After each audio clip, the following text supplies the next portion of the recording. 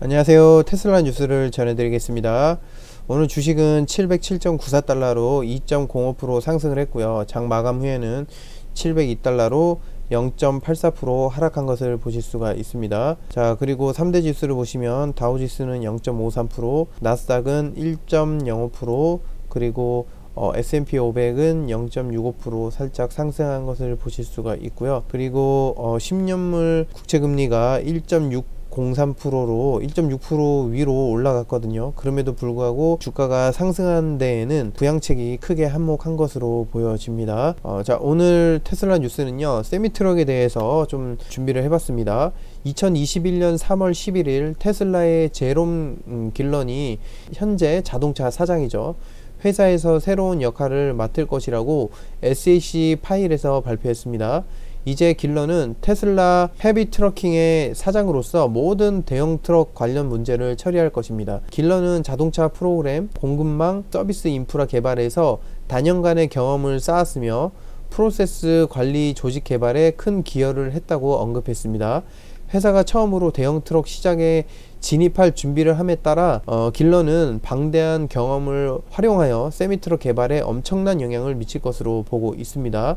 그리고 대형 트럭이 SUV나 경유차와 비교할 수 없을 만큼 배기량이 높기 때문에 대기 오염에 큰 영향을 미친다는 것을 다들 아실 겁니다.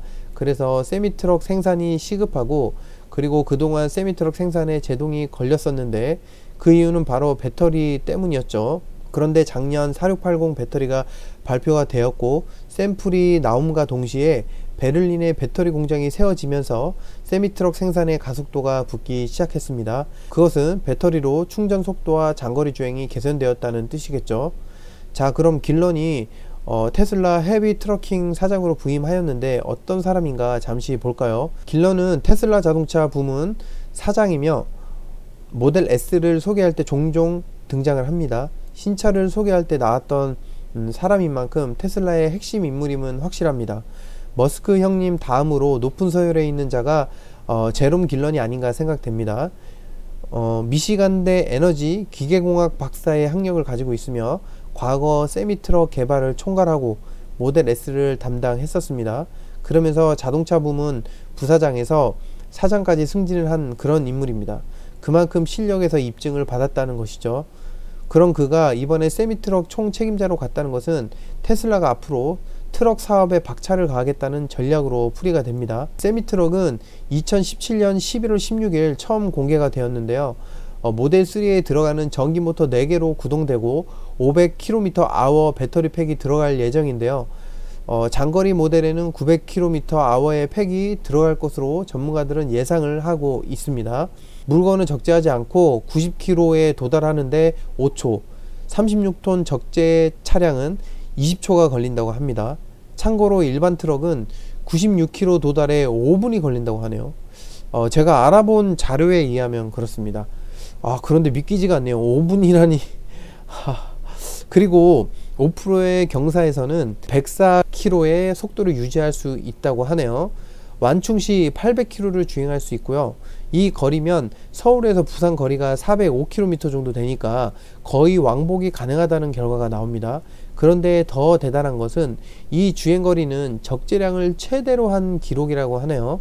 그리고 머스크 형님이 발표회에서 막대한 용량의 배터리를 충전하기 위한 새로운 충전소인 메가차저를 언급했었습니다. 세미가 메가차저에서 30분만 충전하면 640km를 주행하는 게 가능하다고 하네요. 이 정도면 트럭 시장을 씹어 먹을 수 있을 것 같습니다. 자, 그래서 판매가는 미국을 기준으로 483km 사양은 1억 7,500만원이고 805km 사양은 2억 원에 판매할 예정이라고 합니다. 그리고 현재까지 월마트, 펩시 등에서 2,000대의 사전 계약을 한 상태입니다. 2021년 연말부터 생산에 들어가는데 2,500대를 생산할 계획이라고 합니다. 그리고 대형 트럭에 있어서 최초로 자율주행 차량이 될 것이라고 하네요. 자, 그리고 세미트럭의 시장 가치는 17년 미국 클래스 8 트럭의 매출을 보시면 가늠할 수 있는데요. 9월에 6개 브랜드의 클래스 A 트럭의 주문량은 지난해 같은 달보다 62% 증가했습니다. 전 세계의 클래스 A 트럭의 수요에 대한 적합한 정보는 없지만 미국의 GDP가